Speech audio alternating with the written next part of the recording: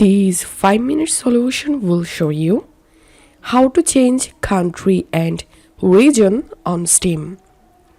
Launch your Steam and sign into your Steam account. Click on your username.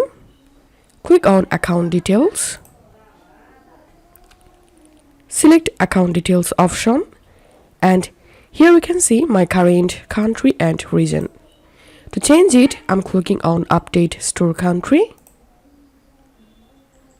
and now click on contact Steam support. Scroll down, again click on contact Steam support, and all you have to do is just click on this drop down and select new region or country, and in this box you have to carefully describe that why you want to change your country and region. After that, click on send, and that's how you will be able to change your Steam region. If you find this video helpful, make sure to subscribe 5-minute solution. See you in the next video.